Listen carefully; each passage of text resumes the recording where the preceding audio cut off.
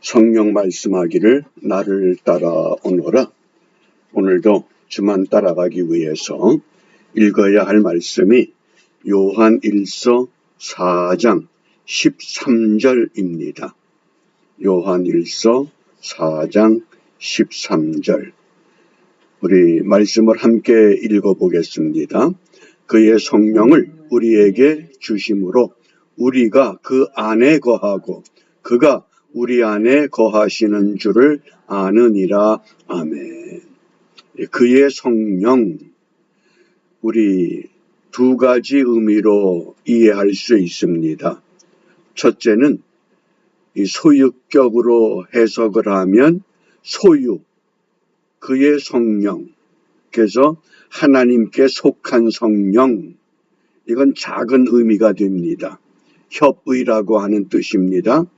두 번째는 관계, 좀 넓은 의미, 그의 성령, 우리 안에 내주하시는, 우리 안에 임재하시는. 사도 바울이 한 번은 이런 고백을 합니다. 나는 날마다 죽노라. 왜 날마다 죽어야 한다고 고백했을까? 늘 주와 함께 살고자 하는데 내 안에 내 자아가 주와 함께 하지 못하는 그 순간순간들을 깨달으면서 내가 철저히 죽어야 되는구나. 내가 죽고 예수 안에 들어가면 온전한 지배를 받을 수 있다. 그의 성령의 지배를 받는 사람의 특징.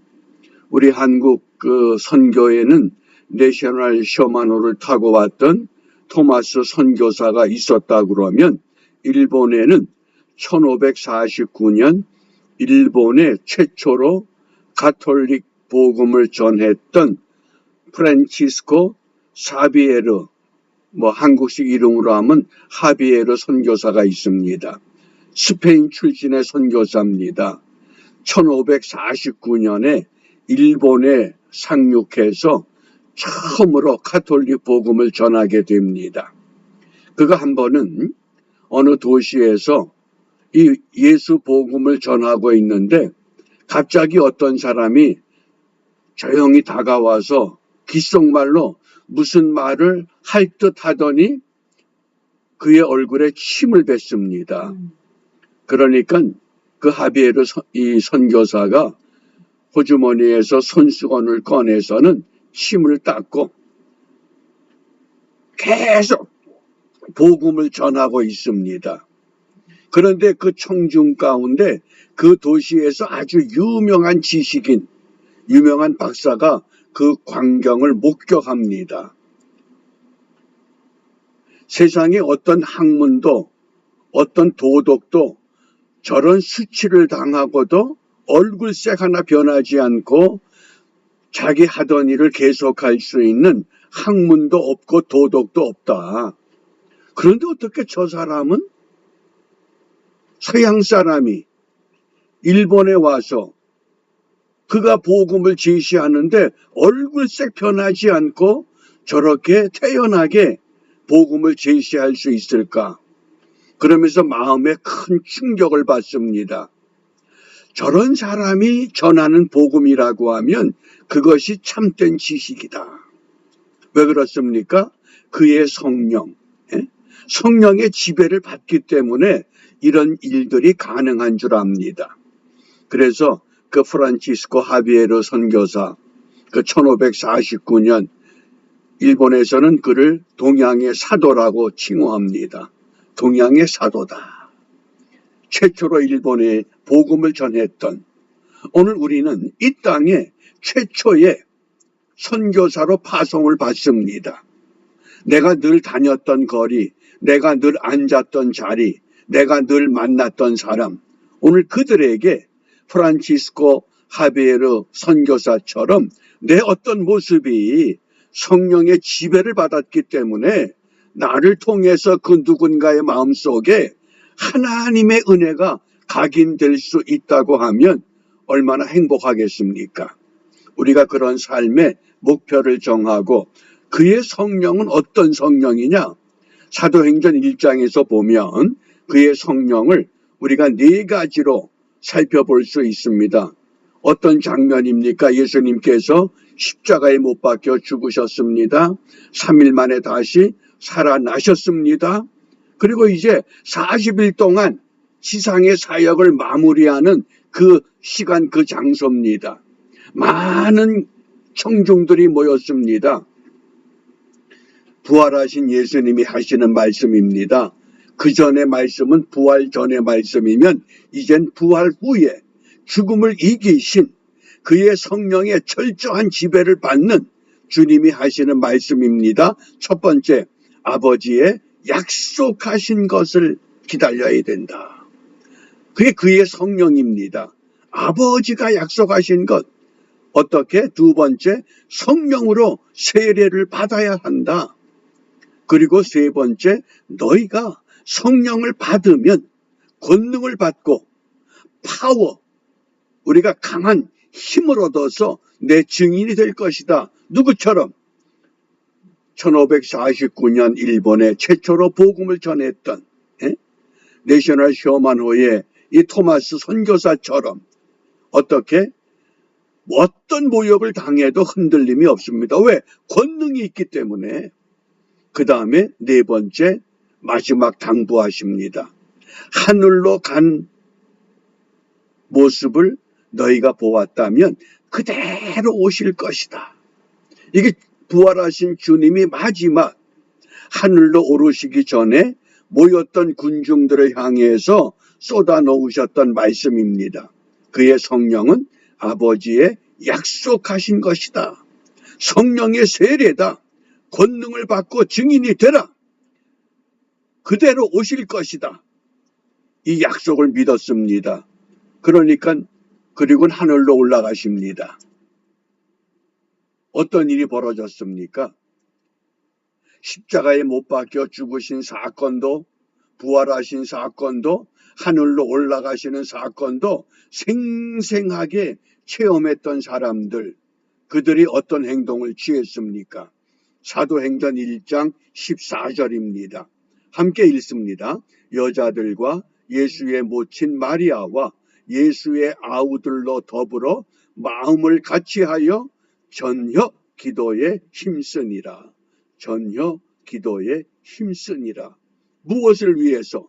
아버지의 약속하신 것, 성령의 세례, 권능을 받고 증인되기 위해서 그대로 오실 것을 소망하면서 전혀 기도에 힘쓰니라. 여기 전혀 힘쓴다.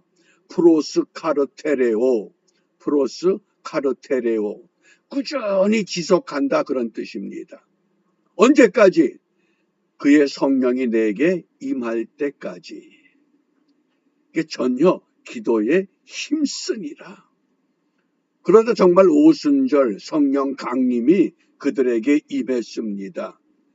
그들로 인해서 이 땅 전 세계에 이 복음이 전파되는 놀라운 역사를 우리가 말씀을 통해서 늘 읽고 확인합니다. 그러면 오늘 저와 여러분들도 왜 우리에게 새날을 주십니까? 그의 성령의 지배를 받아 너희도 권능을 받고 증인돼야 한다. 그 뜻입니다. 증인되기 위해서 그의 성령이 우리에게 어떻게 역사하셔야 합니까? 네 가지로 정리가 가능합니다. 첫째, 그의 성령은 하나님의 생명입니다. 성령은 생명이다. 로마서 8장 10절입니다.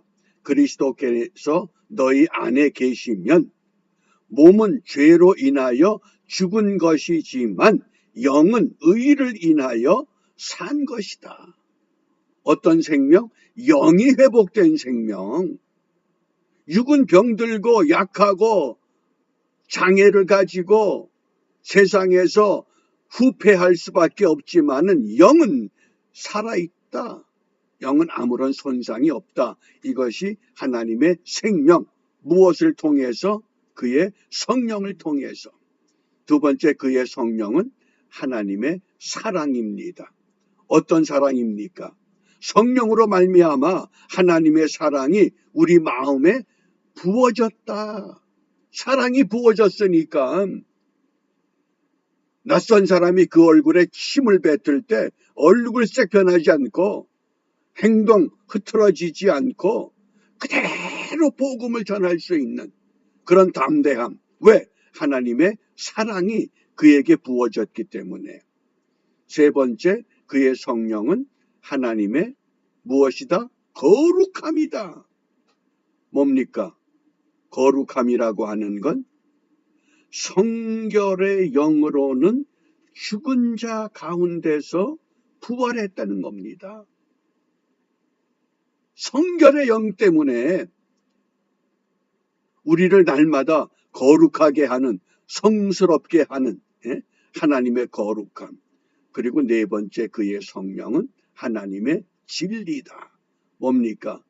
요한복음 16장 13절에 진리의 성령이 오시면, 세상은 거짓된 것입니다. 속이고 헐뜯고 노력하는 그런 것들이 가득하지만 우리는 그의 성령에 의해서, 오늘도 우리가 이 세상으로 파송되기 시작하는 첫 시간입니다. 무엇을 가지고? 그의 성령의 도움을 받아 하나님의 생명으로, 하나님의 사랑으로, 하나님의 거룩함으로, 하나님의 진리로, 누구처럼? 프란치스코 하비에르처럼 내셔널 셔만호의 승선에서 조선 땅에 복음을 제시했던 토마스 선교사처럼 어느 누구도 갈 수 없는 그 자리, 나밖에 갈 수 없는 자리, 오늘 우리는 그 자리로 가고 있습니다. 다른 어떤 사람은 그 자리에 들어올 수 없습니다. 하나님이 나를 통해서 그 일을 맡겨주셨다고 하는 이 감격을 갖고 이 아침에 우리 함께 기도할 때 사도행전 11장 24절, 바나바는 착한 사람이요 성령과 믿음이 충만한 자라 이에 큰 무리가 죽게 더하더라. 바나바가 그의 성령의 임재를 받아서 온전한 하나님의 사람이 됐을 때 그로 인해서 큰 무리가 그를 따릅니다. 나는 비록 약하나 주의 힘은 강하다라고 하는 복음의 찬양처럼 오늘 우리 한 사람 한 사람 성령과 믿음으로 충만케 하옵소서. 이 믿음을 가지고 믿음의 말씀으로 새롭게 성령의 능력으로 담대하게 내가 가는 그 자리, 내가 그 자리에 선교사입니다. 어느 누구도 그 자리에 들어오지 못합니다. 그 자리에 올 수도 없습니다. 나만을 위해서 파송한 그 생명의 자리에서 그의 성령의 지배를 받아 믿음으로 승리하는 우리 모두가 되시기를 주님의 이름으로 축복합니다. 기도하겠습니다. 역사의 주인 되시는 아버지 하나님, 오늘 이 아침 시간 연약한 저희들 나만이 갈 수 있는 선교지로 우리가 떠나고자 합니다. 비옵기는 사람만 파송하지 마시고 그의 성령으로 우리를 붙들어 주시사 우리가 가는 그 자리에서 하나님의 생명을, 하나님의 사랑을, 하나님의 진리를, 하나님의 거룩함을 바나바처럼, 프란치스코 하비에르처럼, 토마스 선교사처럼 우리에게 주어진 신앙의 몫을 바르게 감당하여 하나님께는 영광이요 우리 자신들에게는 신앙의 보람을 느끼는 복된 하루가 되도록 인도하여 주시옵소서.